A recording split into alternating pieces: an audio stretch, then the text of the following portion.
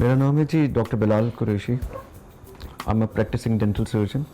I graduated in year 2000 and since 2005 I have this own private practice in Islamabad.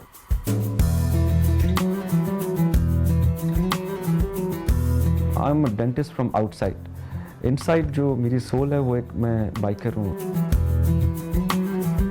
जब भी मुझे time मिलता है निकलने का मैं निकल जाता हूँ और कोशिश करता हूँ कि जो ज़्यादा से ज़्यादा वक्त मैं गुजार सकता हूँ मोटरसाइकिल के ऊपर वो गुजारा जाए। हार्ले डेविडसन से मेरी जो पहली मुलाकात है वो हुई 2010 में and since then I been riding Harley Davidson.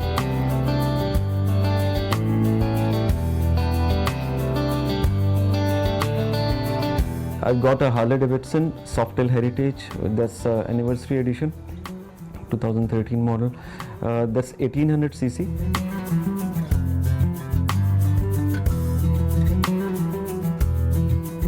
के अलावा I have this Honda VFR which is an adventure touring bike.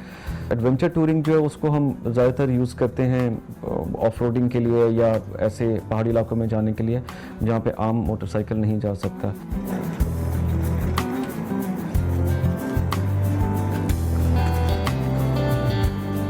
We have this small brotherhood in Islamabad जिसका नाम है द क्लैन। इसको बने हुए भी तकरीबन 7-8 साल हुए हैं जी। अनफॉर्चुनेटली पाकिस्तान में कोई ट्रेनिंग स्कूल नहीं है। उसके लिए हमने अपने ही ग्रुप में एक टीम बनाई है। 2-3 लोग हैं। हमारे एक बड़े अजीज़ दोस्त हैं सुफियान साहब जो कि सऊदी अरब से ट्रेनिंग हासिल करके आए हैं इस चीज़ की। वो सब जो नए राइडर्स आते हैं उनको ट्रेन करते हैं कि किस तरह से बाइक के ऊपर बैठना है। वो एक 2-3 दिन का क्रैश कोर्स होता है कि मोटरसाइकिल को किस तरह हैंडल करना है, क्योंकि ये एक हैवी मशीनरी है। 1200 से लेके 1800 से लेके 2000 सीसी तक का एक मोटरसाइकिल है। उसका ज़ाहिरा वज़न भी है, तो उसको फिर लेके चलना, अगर खुदा ना खास्ता मोटरसाइकिल गिर जाए तो उसको उठाना किस तरह है, फिर आपने अपनी प्रोटेक्शन किस तरह करनी है।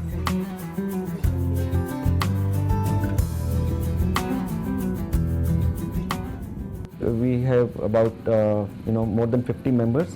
लोगों का अमूमी तासुर ये होता है कि दे स्पॉइल ब्रैट्स, अमीरों के बच्चे हैं और माँ बाप पैसे दे देते हैं। दिस इज़ नॉट ट्रू जी। This is hard earn money जो कि सारे लोग प्रोफेशनल्स हैं। इसमें कोई भी बच्चा नहीं है। हमारी एक एज लिमिट सेट है। हम 30 ईयर्स से कम के कोई भी मेंबर नहीं है। तो जो एवरेज एज है हमारे ग्रुप मेंबर्स की वो तकरीबन 55 से 60 वेरी करती है, 55 to 60 years. We have members of 80 years of age, 75 years of age. अल्हम्दुलिल्लाह 2-3 डॉक्टर्स हैं उसमें, फिर कुछ कंपनीज़ के CEO, CFOs और इस तरह के लोग हैं। बड़ी कंपनीज़ के ओनर्स हैं, बहुत सारे लोग इंडस्ट्रियलिस्ट हैं।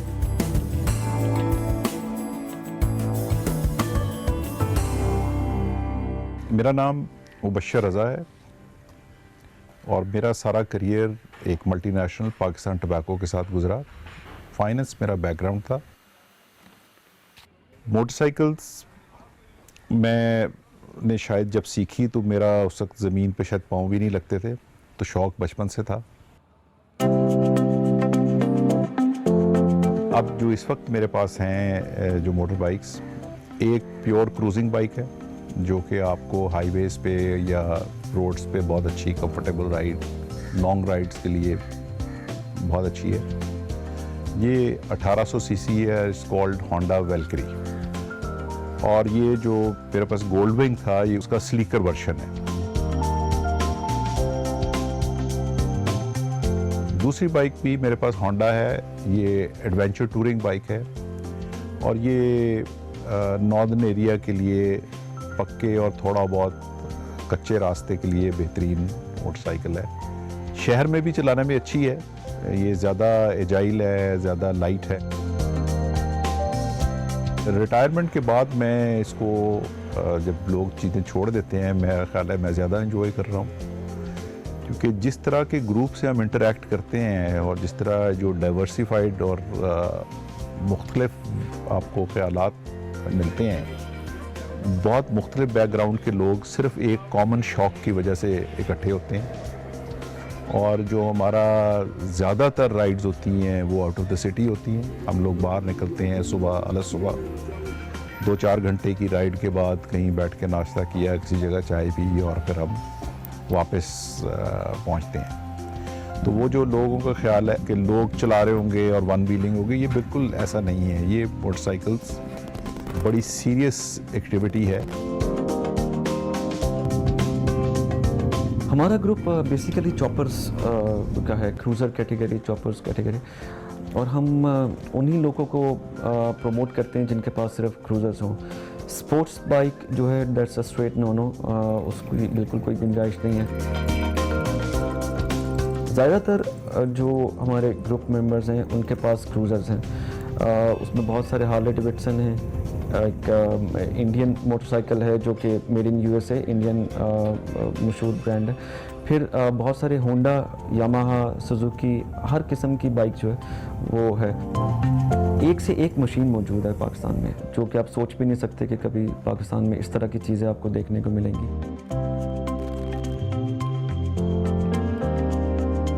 मोटरसाइकिल होना काफ़ी नहीं है इस शौक़ के लिए। जितना आप मोटरसाइकिल पे ख़र्च करते हैं उसका सब्सटेंशियल पार्ट फिर आप मोटरसाइकिल की जो सेफ्टी गियर है उसके ऊपर खर्च करते हैं।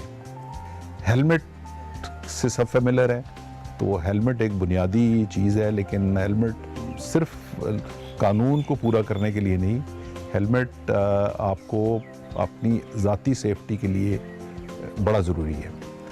हेलमेट आपको, और अच्छा हेलमेट, प्रोटेक्ट करता है, और उन हेलमेट्स को आपको चंद साल बाद आपको बदलना भी चाहिए क्योंकि उनकी भी लाइफ होती है। हेलमेट के अलावा आपको हेड टू टो सब सेफ्टी इक्विपमेंट है। आपको प्रॉपर जैकेट्स पहननी चाहिए जिनमें पीवीसी या हार्ड पैडिंग होती है, जो आपके शोल्डर्स, आपकी बैक, आपकी एल्बोज उनको प्रोटेक्ट करते हैं। आपकी नीज़, आपकी हिप, वो आपके ट्राउज़र्स में उसकी पैडिंग होती है। और आपके शूज़ बहुत इंपॉर्टेंट हैं जिनमें टोज़ और एंकल जो है वो प्रोटेक्टेड होते हैं।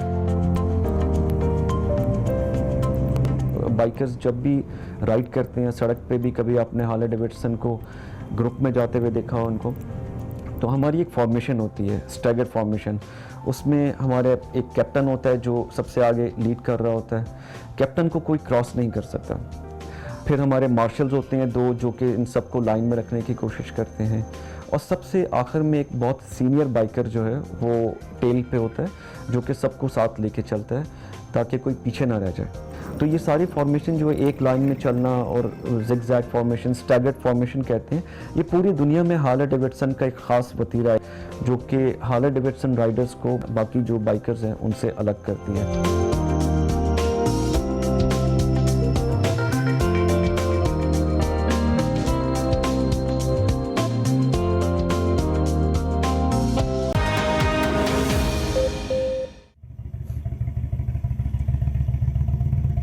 मेरा नाम तौकीर सुल्तान अवान है। Now I am turning 55। तकरीबन 16 साल की उम्र में मैं अमेरिका चला गया। तो मैंने अपनी जो फाइनल पढ़ाई है और जो मेरे कारोबार का आगाज़ है वो मैंने अमेरिका से किया। 87-88 में मैंने डिसाइड किया कि मेरी जो सेक्रीफाइस है अपने मुल्क के लिए वो ये है कि मैं अपने मुल्क वापस आऊँ। और जो मैंने इस एनवायरनमेंट को समझा है, सीखा है, जो मैंने वहाँ पे कारोबार किए, कि उनको पाकिस्तान में लाके जो नई लेटेस्ट इनोवेशन वाली टेक्नोलॉजीज़ हैं उनको पाकिस्तान में लाया जाए। तो I move back to Pakistan.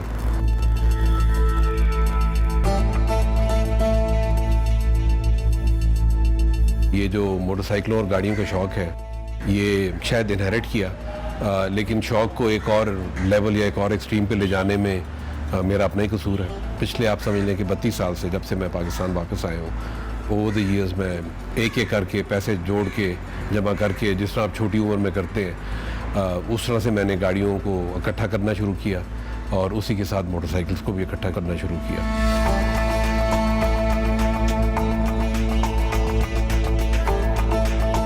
कुछ लोग हैं जिनको पर्टिकुलर एक मॉडल, जिस तरह किसी को हार्ले डेविडसन मोटरसाइकिल्स में पसंद है, किसी को कावासाकी या यामाहा पसंद है, और गाड़ियों का भी यही है। कुछ लोग जो है वो वोक्सवैगन्स, कुछ लोग जो है मर्सिडीज़ को। मेरे में शायद थोड़ी सी जो फ़र्क है वो ये है कि जो भी मोटरिंग से रिलेटेड चीज़ है और जिसमें भी कोई पुराना पन है तो वो उससे मैं अट्रैक्ट होता हूँ। और उस टाइम से भी गुजरा हूँ कि जब मैंने जो भी नई और लेटेस्ट गाड़ी होती थी वो मेरे पास होना लाजमी होता था।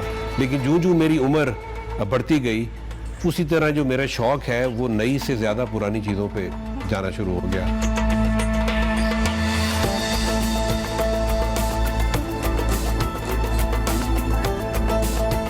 मैंने वहाँ अमेरिका में भी हार्ले डेविडसन रखा और पाकिस्तान भी यहाँ पे उसको लेके आया। लेकिन शायद बहुत सारे लोगों को ये नहीं पता कि हार्ले डेविडसन अमेरिका का सबसे पहला मोटरसाइकिल नहीं। जो पहला मोटरसाइकिल है उसका नाम तो मैं चाहता हूँ कि चेंज हो, लेकिन ज़ाहिर है वो हमारा नाम नहीं है। तो उस मोटरसाइकिल का नाम है इंडियन, लेकिन वो अमेरिकन इंडियन से मंसूब है, जो अमेरिकन इंडियन रेड इंडियंस होते थे। तो अगर आप उसका जो मोनोग्राम है वो भी देखें तो उसके ऊपर एक जो इंडियन चीफ है, जो रेड इंडियन चीफ है, उसका जो फेस है उसका उन्होंने ये लोगो बनाया हुआ है। क्योंकि ये थोड़ा सा मुख्तलिफ बाइक है तो ज़्यादा लोगों ने इसको पाकिस्तान में इंपोर्ट नहीं किया। तो I would have to say that जो मेरे पाकिस्तान में मोटर बाइक्स हैं उनमें जो मेरे फेवरेट बाइक्स हैं उनमें से ये इंडियन चीफ रोड मास्टर है। उसके अलावा मेरे पास होंडा का गोल्ड विंग भी है।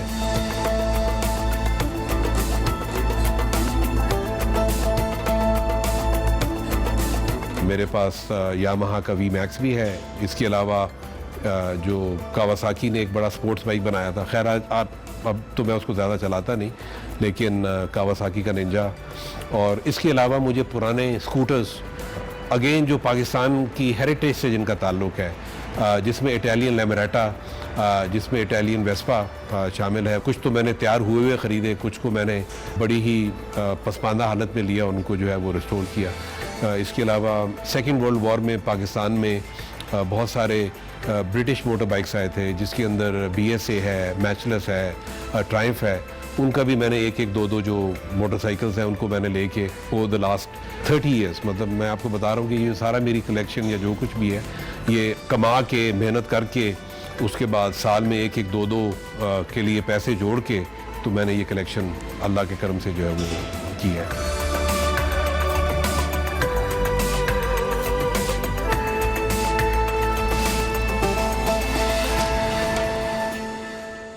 हैवी बाइक्स का जो ट्रेंड है पाकिस्तान में ये पिछले 6 से 7 साल में ज़्यादा है। और जो हैवी बाइक्स हैं उनको चलाना, उनकी टेक्नोलॉजी, उनका सड़कों पे होना एक नया डायनामिक्स है, जो शायद ज़ाहिर है कि ये बच्चे तो क्योंकि पढ़े लिखे हैं और उन्हें शौक़ से लिए तो उनको समझ है, लेकिन मेरा ख्याल है कि जो हमारी एडमिनिस्ट्रेशन है वो इस चीज़ को समझ नहीं पा रही कि ये बाइक्स, फॉर एग्ज़ाम्पल ये जितने मोटरसाइकिल हैं इनकी जो ही आप स्टार्ट करते हैं तो इनकी लाइट ऑन हो जाती है। अब उस लाइट ऑन होने की एक वजह है, वो वजह ये है कि ये छोटा एक CD70 का बाइक नहीं है, ये बहुत हैवी है। और खुदा ना खासा अगर ये कहीं सड़क पे आता है तो अगर इसको प्रॉपर्ली चलाया ना जाए, जो बाकी गाड़ी चलाने वाले हजरात हैं, जो पेडेस्ट्रियन है, वो अगर उनको पता ना चले तो वो एक्सीडेंट भी उससे हो सकता है। तो ये, लेकिन यहाँ पे हमारे जो पुलिस वाले भाई हैं हमें वो जब रोकते हैं और वो कहते हैं कि हमने चालान कर रहे हैं क्योंकि आप दिन के टाइम पे लाइट आपने ऑन की है, तो उनको समझाना पड़ता है। तो कई दफ़ा उनको YouTube पे दिखाना पड़ता है कि जी ये इसका बैकग्राउंड है। इसी तरह एक कंप्लेन आती है कि जी इनके जो आवाज़ है वो बहुत ज़्यादा है। तो जहाँ से ये मोटरसाइकिल बन के आए हैं वो उन मुल्कों में भी कायदा कानून है, तो अगर वहाँ पे उन्होंने एक्सेप्ट किया तो किसी वजह से की है। और वो बेसिक वजह ये है कि अगर ये बाइक लाउड ना हो तो किसी को पता नहीं चलेगा कि ये एक बड़ा हैवी बाइक आ रहा है।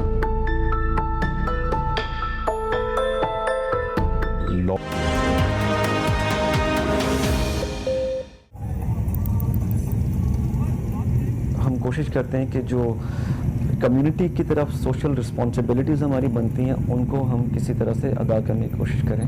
हमारा एक बहुत गहरा ताल्लुक़ है ऑटिज़म से मुतल्लिक़ एक सोसाइटी है जिसको हम सपोर्ट करते हैं, और उसमें उनके इवेंट्स होते रहते हैं जिसमें हम जाते हैं। फिर हम कोशिश करते हैं कि हर साल ट्री प्लांटेशन जो है उसमें पार्टिसिपेट करें। फिर मेजर एक रोल हम अदा कर रहे हैं सोसाइटी में, वो ये है कि एक दस्तरखान है जो कि हम सब लोग आपस में कंट्रीब्यूट करते हैं।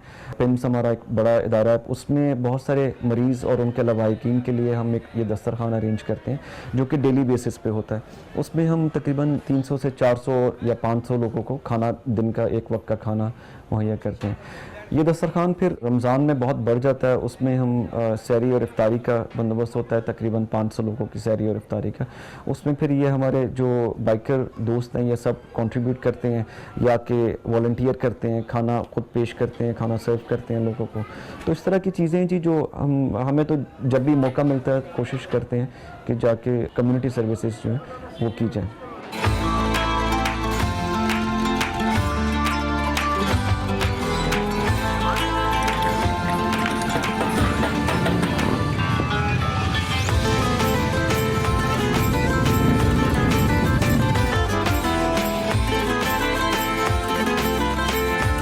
हर साल हम ये जो डिस्टिंग्विश्ड जेंटलमैन्स राइड है जो पोस्टेड कैंसर की अवेयरनेस के लिए पूरी दुनिया में होती है, उसमें हम हर साल पार्टिसिपेट करते हैं, डोनेशन भी देते हैं। उसके अलावा कोई भी जो अच्छा कॉज हो, मैंने या किसी और ने कभी अगर एक टेक्स्ट मैसेज भिजवाया है कि इस कॉज के लिए आप लोगों ने इकट्ठे होना है, तो यकीन जानिए कि मैं तो इन बच्चों से इतना प्राउड महसूस करता हूँ कि अगर किसी गरीब की कोई मदद करनी है, किसी का कोई हेल्थ का इशू है, जिसको आप कहें वो आज तक उन्होंने कभी ना नहीं की।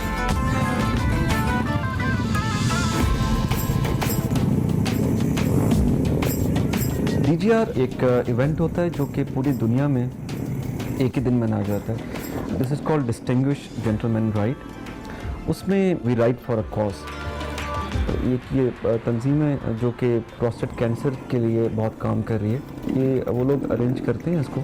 उसमें हम तैयार होते हैं, सूट पहन लिया और नेक टाई लगा ली, और उससे पहले रजिस्ट्रेशन होती है उसकी। उसमें फिर we try to contribute as much as possible for the good cause.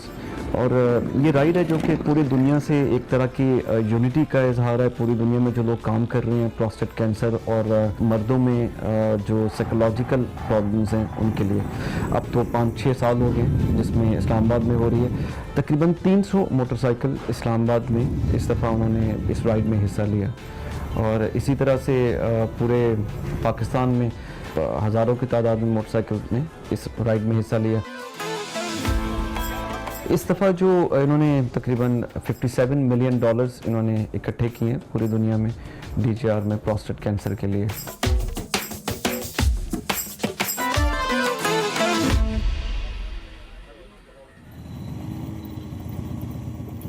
Motorcycle is something which gives you freedom, it gives you wings.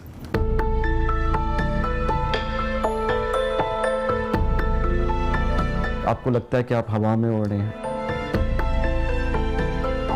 Motorcycle is like a therapy.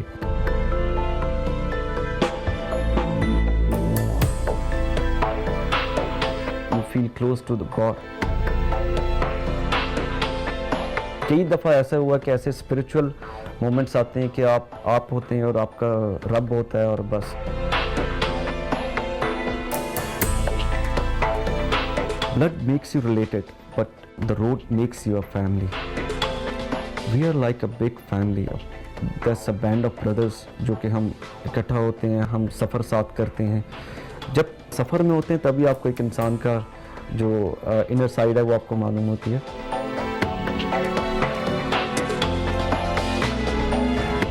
यही चीज़ है जो कि हमें यूनाइट रखती है, यही चीज़ है जो कि हमारी ड्राइविंग फोर्स है बिहाइंड ऑल दिस, कि जो हमें मजबूर करती है कि हम बार बार मोटरसाइकिल निकालें और अपने दोस्तों से मिलें और उनके साथ हम राइड करें।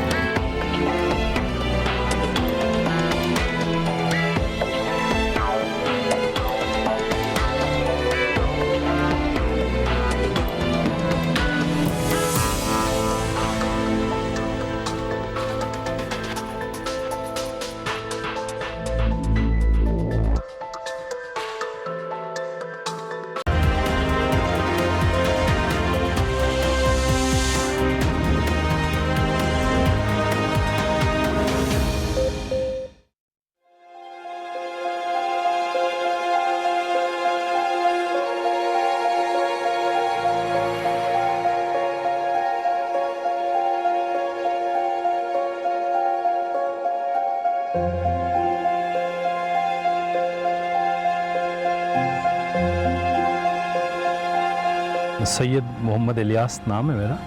बाय प्रोफेशन में फ़िज़िकल थेरेपिस्ट हूँ या फिज़ियोथेरेपिस्ट भी कहते हैं, और यहाँ इस इदारे का पैराप्लीजिक सेंटर का चीफ़ एग्जीक्यूटिव। पैराप्लीजिक सेंटर पेशावर एक बहुत ज़्यादा यूनिक इदारा है, और ये लेट 70s में इंटरनेशनल रेड क्रॉस जो यहाँ पे अफ़गान रशिया वार की वजह से पेशावर में बहुत सारी वेस्टर्न ऑर्गेनाइजेशन जहाँ मौजूद थी, उनका एक बहुत बड़ा अस्पताल था। तो उनके पास जब पहले अफ़गानिस्तान से वॉर इंजर्ड लोग आए और स्पाइनल कॉर्ड इंजरी के साथ, और उन्होंने उनकी इनिशियल ट्रीटमेंट की, तो बाद में उनको अंदाज़ा हुआ कि उनको रिहेबिलिटेट करने के लिए पाकिस्तान भर में कराची टू चथराल कोई ऐसा इदारा और मौजूद नहीं है।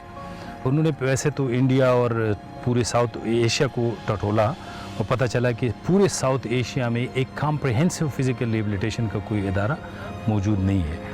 और यही वजह थी कि वो इस बात पे मजबूर थे कि वो पेशावर में जो कि यूँ समझे कि एक बेस था कि वो यहाँ पर एक इस तरह का इदारा कायम करे जहाँ पे स्पाइनल कॉर्ड इंजरी से मुतासरा लोगों की कॉम्प्रिहेंसिव फ़िज़िकल रिहेबिलिटेशन हो, और लोगों को इस काबिल बनाया जाए कि वो स्पाइनल कॉर्ड इंजरी के होते हुए एक बाइज़्ज़त और प्रोडक्टिव ज़िंदगी गुजारे। तो 1984 में ये 100 बेड का इदारा बना, और 80s ही में ये इदारा पूरे थर्ड वर्ल्ड के लिए एक मॉडल इदारा बना। और यही वजह है कि इंडिया, जॉर्जिया, सीरिया, फ़िलिपीन और इवन पाकिस्तान आर्मी ने इसको कॉपी किया, क्योंकि उस वक्त तक यहाँ पे इन सारे मुल्कों में भी कोई कॉम्प्रिहेंसिव फ़िज़िकल रिहेबिलिटेशन का इदारा मौजूद नहीं था।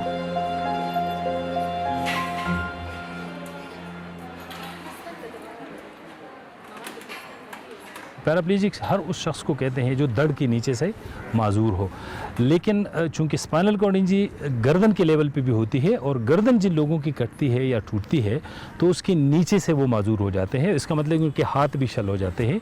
तो जिन लोगों के हाथ भी शल होते हैं उनको क्वाड्रिप्लीजिक कहते हैं, कि वो चारों शानों चित हो जाते हैं, ऐसे लोगों को क्वाड्रिप्लीजिक कहते हैं। तो पैराप्लीजिक सेंटर में हम सिर्फ पैराप्लीजिक्स नहीं बल्कि क्वाड्रिप्लीजिक्स को भी ट्रीट करते हैं, रिहेबिलिटेट करते हैं, और 25% हमारे जो मरीज़ होते हैं वो क्वाड्रिप्लीजिक होते हैं, और जो 75% हमारे मरीज़ होते हैं वो पैराप्लीजिक्स होते हैं। स्पाइनल कॉर्ड इंजरी होती है एक इंसान को, तो उसी लम्हे, उसी सेकंड या स्प्लिट सेकंड में उनके 4 मसाइल उनके उसी वक्त शुरू हो जाते हैं। एक ये है कि उस लेवल के नीचे वो कम्प्लीटली पैरालाइज हो जाते हैं, कोई हरकत नहीं रहती उनकी बॉडी में। दूसरा जो सबसे बड़ा मसला है जिसके बाद में बड़े मसाइल पैदा होते हैं, जिसकी वजह से वो ये कि उनकी सेंसेशंस उस लेवल के नीचे ख़त्म हो जाती हैं, उनको पता नहीं चलता है, अपने उस लेवल के नीचे का जिस्म जो है वो सुन्न हो जाता है, उनको पता नहीं चलता। तीसरा काम ये कि वो डबल इनकॉन्टिनेंट हो जाते हैं, यानी कि बाउल और ब्लैडर या पेशाब और पखाने पर उनका कंट्रोल नहीं रहता है, और वो जिनसी लिहाज से भी माजूर हो जाते हैं। ये काम स्पाइनल कॉर्ड इंजरी के होते ही हो जाते हैं। असल इम्तिहान उसके बाद शुरू होता है, और वो ये है कि लोग आमतौर से अस्पतालों में चले जाते हैं, एक्यूट केयर उनकी हो जाती है, स्पाइन स्टेबलाइजेशन हो जाती है, सर्जरी हो जाती है, स्पाइन स्टेबल हो जाती है, और मरीज़ स्टेबल होता है। उसके बाद मरीज़ खाना खा सकता है, बातें कर सकता है, अदरवाइज़ नॉर्मल इंसान लग रहा होता है, लेकिन उनका जिस्म उनका साथ नहीं दे रहा होता है। ब्रेन और बॉडी के दरमियान जो कनेक्शन है वो डिस्कनेक्ट हो चुका होता है, और उसके नतीजे में उनको अपनी बॉडी के ऊपर कोई कंट्रोल नहीं रहता है। तो वो आम तौर से जब उनकी रिहेबिलिटेशन नहीं होती है तो वो बेड बाउंड हो जाते हैं, और जब बेड बाउंड हो जाते हैं तो विद इन डेज़ उनको प्रेशर सोर्स या बेड सोर्स बनना शुरू हो जाते हैं। बदकिस्मती से हमारे अस्पतालों में नर्सों की और डॉक्टरों की कोई कमी नहीं होती है। ये मेहनत उनके साथ नहीं की जाती है कि उनके ये समझाया जाए कि वो हर 2 घंटे बाद करवट ले, और अगर वो बैठे हुए हैं तो हर 10 मिनट बाद वो अपना प्रेशर को रिलीव करे। ये 2-3 बातें अगर उनको इब्तदाई तौर पर समझा दी जाएं और उनको सही मानों में ट्रेनिंग दे दी जाए तो ज़िंदगी भर उनको फिर प्रेशर सोर नहीं बनेंगे, और वो हजीमत उनको नहीं उठानी पड़ेगी, वो तकलीफ़ और वो करबनाक ज़िंदगी। उसकी वजह से न सिर्फ मरीज़ की ज़िंदगी अजीरन हो जाती है बल्कि उनके ख़ानदान की भी ज़िंदगी। और नो मैटर कितना भी कोई किसी को प्यारा है, जब वो ज़िंदगी भर माजूर हो जाता है, वो जब ज़िंदगी भर उनके ऊपर बोझ बन जाता है, तो यू कैन इमेजिन कि वो किन हालात से गुजर रहे होते हैं।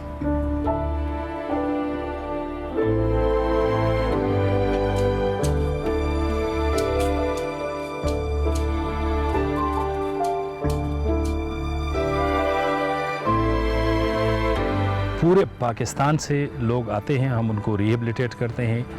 उनको न सिर्फ ये कि कॉम्प्रिहेंसिवली रिहेबिलिटेट करते हैं इंटरनेशनल स्टैंडर्ड पर, बल्कि उनके साथ एक एबल बॉडीड एक जो उनके रिश्तेदारों में से कोई उनको बाकायदा एडमिट करते हैं, उनको खाना भी देते हैं, 2 बंदों का, एक मरीज़ और एक अटेंडेंट को खाना भी देते हैं, उनको रिहाइश भी देते हैं और उनको ट्रेन भी करते हैं। हमारे पास जितने मरीज़ आते हैं ज़्यादातर गरीब लोग होते हैं, ज़्यादातर तालीम याफ्ता नहीं होते हैं या कम तालीम याफ्ता होते हैं, और अटेंडेंट उनसे भी शायद ज़्यादा कम तालीम याफ्ता होते हैं। लेकिन हम उनको इतना ट्रेन करते हैं कि यहाँ से जाने के बाद वो मरीज़ को कैथीटर डाल सकते हैं, वो मरीज़ का ब्लड प्रेशर चेक कर सकते हैं, वो उनको एक्सरसाइज छोटे मोटे करवा सकते हैं। यहाँ पर हम कॉम्प्रिहेंसिव रिहेबिलिटेशन करते हैं स्पाइनल कॉर्ड इंजरी के मरीज़ों की, और अब हमने तो पोलियो और क्लब फुट को भी शामिल कर लिया है। पैराप्लेजिक सेंटर वो वाहिद इदारा है जहाँ पर club foot home with the help of international community of red cross हमने बनाया है। हमारे पास न सिर्फ खैबर पख्तूनख्वा से बल्कि पंजाब और दूर दराज इलाकों से भी दूसरे सूबों के बच्चे भी आते हैं। क्लब फुट या वो बच्चे जो टेढ़े पाँव के साथ पैदा होते हैं, तो इसको मेडिकल टर्मिनोलॉजी में टिलीप्स इक्वाइन वायरस भी कहते हैं। ये एक ऐसी एबनॉर्मेलिटी है जो कि कंजेनिटल या पैदाइशी तौर पर होती है। पूरी दुनिया में बच्चे क्लब फुट के साथ पैदा होते हैं, जो कि 1 पर 1000 है। रीसेंट जो फिगर आई है ग्लोबल क्लब फुट इनिशिएटिव की तरफ से कि पूरी दुनिया में 1,75,000 बच्चे हर साल क्लब फुट के साथ पैदा होते हैं, और उसमें जो है 1,57,000 developing and low income countries में पैदा होते हैं। जिस तरह डेवलपिंग कंट्रीज़ में बच्चों की अनफॉर्चुनेटली एक्सेस नहीं होती है किसी डेडिकेटेड सर्विस की तरफ, पाकिस्तान में खुशकिस्मती से अल्हम्दुलिल्लाह पैराप्लेजिक सेंटर में ये फैसिलिटी मौजूद है जिसमें सारी सर्विसेज 100% फ्री है। क्लब फुट का तरीका इलाज क्या है? बहुत आसान है। पूरी दुनिया में एक मेथड है और वो रिसर्च बेस्ड है जिसको पॉन्सिटी मेथड कहते हैं। उसमें इनिशियली 4 से 6 कास्ट होती है बच्चे की। जब उसकी पाँव सीधा हो जाते हैं उसके बाद उसकी छोटी सी सर्जरी होती है जिसको टिनाटमी कहते हैं। उसके बाद उसको एक ख़ास किस्म की शूज़ प्रोवाइड किए जाते हैं जिसको डेनस ब्राउन शूज़ कहते हैं। फिर नेक्स्ट 3 मंथ्स कंटिन्यूसली जो है बच्चा उसको 24 आवर पहनता है, तो उसके साथ बच्चा बिल्कुल 100% ठीक हो जाता है और वो ऐसा महसूस ही नहीं होता है कि ये बच्चे के पाँव कभी टेढ़े थे या उसको कोई डिसेबिलिटी थी।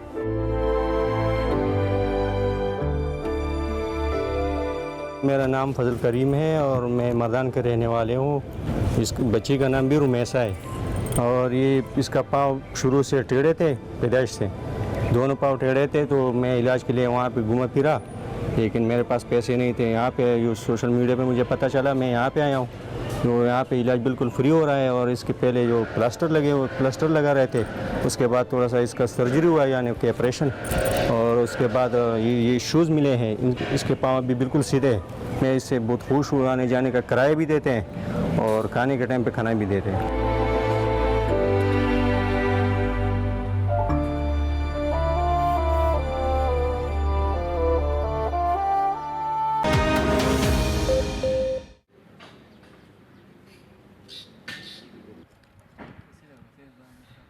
हमारे जो मरीज़ होते हैं उनको खड़ा करने के लिए, उनको वॉकिंग करवाने के लिए, इन्हें चलाने फिराने के लिए सपोर्टिव डिवाइसेस चाहिए ताकि वो खड़े हो सके उसके अंदर और उसके अंदर चल सके।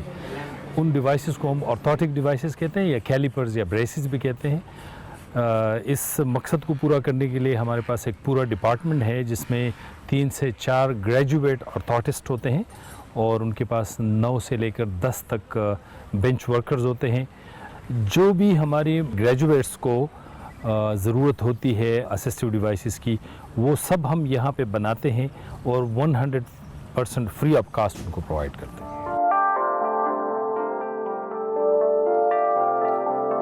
कुछ हमारे मरीज़ या कुछ हमारे ग्रेजुएट्स जो है ना वो इस काबिल होते हैं कि वो अपने लिए कोई गाड़ी ख़रीद सके, मोटरसाइकिल या छोटी मोटी गाड़ी। तो जो भी गाड़ी वो ख़रीद के लाते हैं हम उनको उनकी ज़रूरत के मुताबिक मॉडिफाई करके उसके अंदर अल्ट्रेशंस करके इस काबिल बना के कि वो सारी जो कंट्रोल्स है उनके हाथों में आ जाए, वो हम सब करके यहाँ पे 100% फ्री ऑफ कास्ट वो भी उनको करके देते हैं।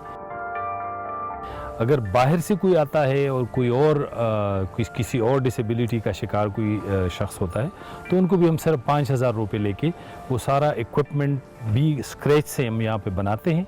और हमारे 100 से ज़्यादा ग्रेजुएट्स ऐसे हैं जिनको हमने गाड़ियों के अंदर अल्ट्रेशन करके दी हुई है और वो अपनी गाड़ियाँ चला रहे हैं। कोई उनको रिज़्क कमाने के लिए चला रहे हैं और कोई ऐसे भी लोग हैं जो कि अपने दफ्तरों को आने जाने के लिए, कॉलेजेस को आने जाने के लिए, या कुछ लोग बस फ़न के लिए भी इस्तेमाल करते हैं ये सारी गाड़ियाँ। और ये वो एक किस्म से आखिरी कील होती है जो कि हम टोंकते हैं उनकी डिसेबिलिटी में।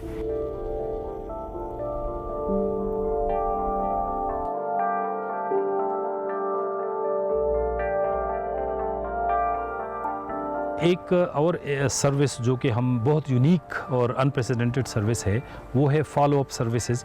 फॉलो अप में ये हम ये करते हैं कि इन लोगों के घरों पे जाते हैं, 6 महीने तक उनको जो एक्सेसरीज़ जो चीज़ें उनको सप्लाई करनी होती है, यूरिन बैग्स वगैरह, वो भी हम 6 महीने तक उनके घरों पे सप्लाई कर रहे हैं। अगर कोई मेडिकेशन वो ले रहे तो वो भी हम सप्लाई कर रहे होते हैं। साथ में सबसे जो बड़ा काम ये है कि उनके घरों में एक्सेसिबिलिटी, कभी एक लेवल से दूसरे लेवल पे जाना, कभी इवन बाहर से घर के अंदर जाना एक बहुत बड़ा मुश्किल काम होता है। तो उसके लिए हम मेक श्योर करते हैं कि अगर वो अमीर लोग हैं, अगर उनका गुजारा होता है तो हम उनको डिज़ाइन बना के देते हैं कि वो अपने घरों को एक्सेसिबल बनाएं ताकि मरीज़ों को कोई प्रॉब्लम ना हो। और अगर गरीब है तो वो हम बना के दे देते हैं।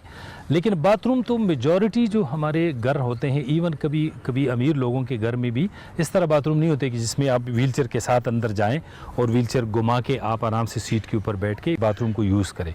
तो इसलिए हम उनके बाथरूम को या तो पुराना अगर है तो तोड़ के नया बाथरूम बना के दे देते हैं, और अगर पुराना अगर है ही नहीं तो फिर नया बाथरूम हम उनको नए सिरे से बना के दे देते हैं।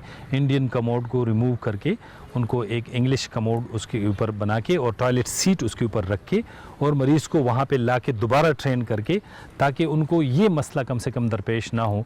और 6 महीने तक हमारे मरीज़ की जो भी ज़रूरत होती है जो कि हमारे एम्बेट में आता है वो सब हम करते हैं, फ्री करते हैं।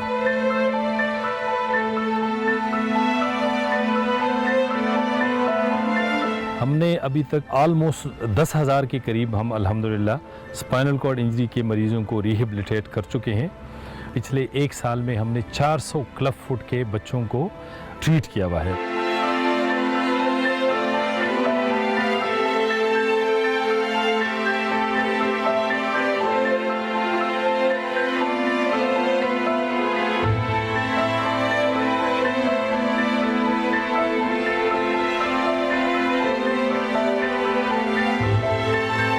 जो सबसे बड़ी फ़ख्र की बात है इस इदारे में और इस इदारे के जो हमारे स्टाफ के मेंबर्स हैं, इनके लिए जो सबसे बड़ी फ़ख्र की बात है वो ये है कि यहाँ से जाने वाले लोग सब हमें ज़िंदगी भर दुआओं में याद रखते हैं। और वो हमारे साथ ये हल्फ उठा के जाते हैं कि वो न सिर्फ ये कि अपना बोझ किसी के ऊपर नहीं डालेंगे, बल्कि वो अपने मुआशरे का एक एक्टिव मेंबर बनेंगे और वो दूसरों का बोझ उठाने की कोशिश करेंगे।